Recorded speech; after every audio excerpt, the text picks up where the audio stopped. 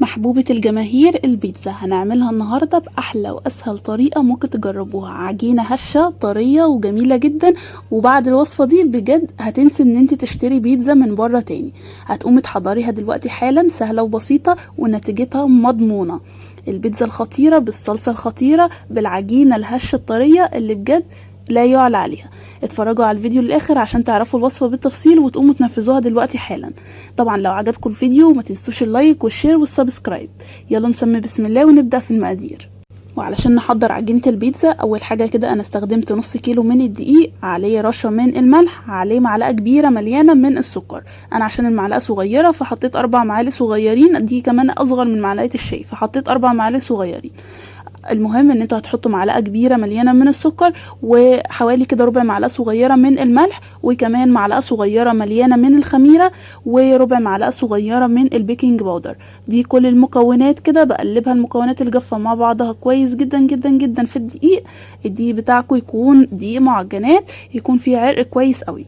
بعد كده بجيب 3 معالق كبار من زيت الزيتون، حطيت كده معلقه، وببدا ان انا كده احط معلقتين تاني كبار مليانين من الزيت الزيتون. معايا كمان هنا ميه تكون دافيه عشان الخميره تتفاعل معانا.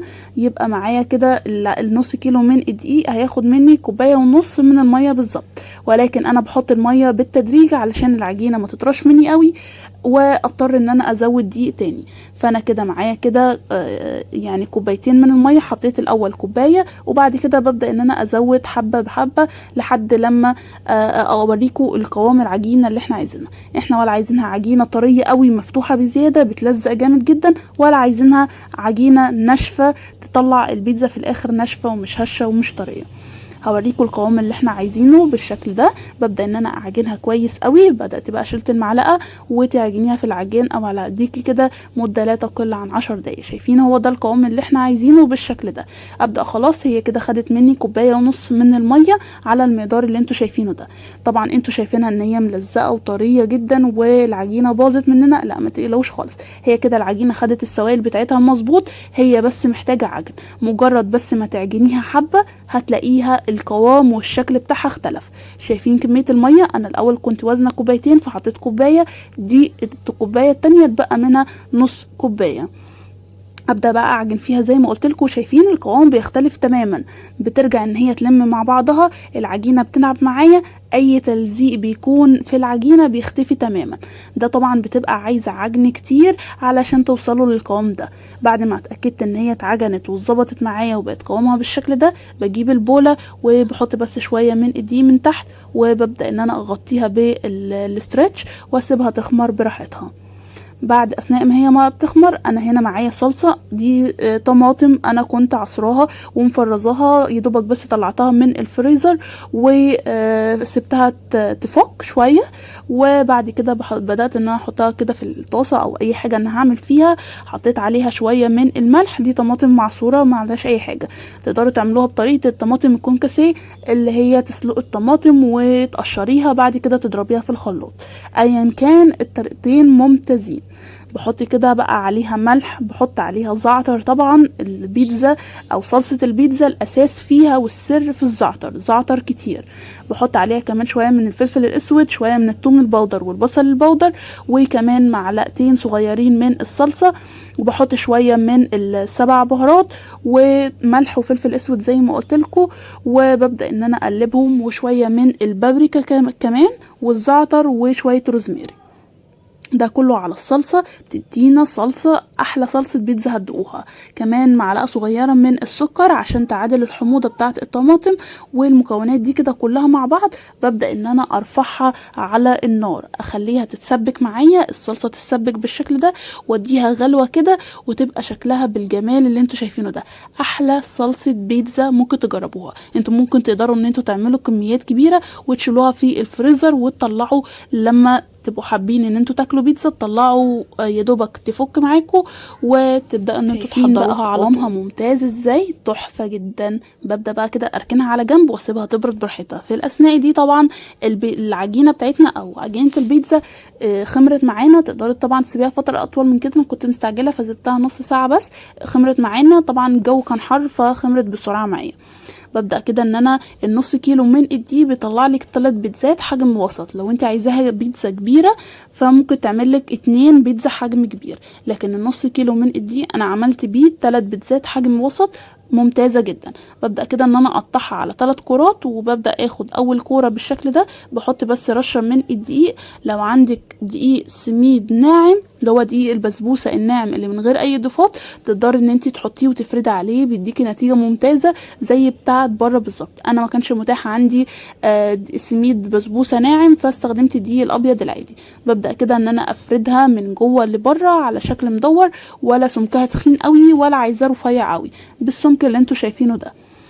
خلاص فردتها كده، ببدأ اجيب الصينية بتاعتي، بكون بس دهناها بس شوية من الزيت بسيط جدا، وببدأ انقل فيها عجينة البيتزا اللي احنا فردناها. ببدأ كده ان انا اسكنها كده في الصينية بتاعتي كويس قوي، واعمل لها كده حرف بالشكل اللي انتوا شايفينه. زي ما انتوا شايفين كده بعمل لها حرف كده علشان تبقى زي اللي احنا بنشتريها من بره، والحشوة ما تخرجش لبره. لو حسيت ان البيتزا او العجينة اللي انا فردتها زيادة قوي عن الصينية او فيها زوايد كده، ببدأ ان انا اقطعها عادي بكل سهولة، وبرجع ان انا اعيد عليها اعمل لها حرف واكمل، مفيش اي مشكلة. شايفين كده شكلها مظبوط ازاي؟ بعد كده ببدأ ان انا اجيب شوكة اخرمها علشان ما تنفخش معانا وتبقى عاملة زي الفطيرة. فببدأ ان انا اخرمها كده بالشكل ده علشان تطلع سمكها زي اللي احنا حاطينه، يا دوبك بس الهشاشة بتاعة العجينة بس هي اللي تدهن. انا مش عايزاها تتنفخ وتبقى عاملة زي العيش او زي الفطيرة. ببدأ بقى خلاص كده بعد ما خرمتها كويس قوي، بجيب بقى كده صلصة البيتزا الخطيرة بتاعتنا اللي ريحتها تجنن وطعمها تحفة. ببدأ كده ان انا اجيب كده معلقتين 3 على عجينة البيتزا، وبفردها كويس قوي بالشكل ده. طبعا ما اجيبش لحد الاخر، ما اجيبش على الحروف عشان ما تتحرقش معايا وتلزق في الصينية. بفرد قوي كويس قوي الصلصة من فوق كده بالشكل ده. بعد كده بقى نحط الحشوات بتاعتنا من فوق. طبعا الحشوات اختيارية جدا على حسب المتوفر عندك وعلى حسب اللي انت بتحبيه. انا النهاردة كانت متوفر عندي لحمة مفرومة متعصجة جاهزة، طلعتها بس من الفريزر تفك، وبعد كده ان انا استخدمتها على البيتزا على طول. عايزه بقى تعمليها بالجبن، عايزه تعمليها بالتونه، عايزه تعمليها خضار، عايزه تعمليها بالفراخ، اي حشوات بالبسطرمه، يعني اي حشوه انتوا بتحبوها للبيتزا تقدروا ان انتوا تنفذوها. اهم حاجه العجينه تكون مظبوطه معانا، وبعد كده اخترعي في الحشوات.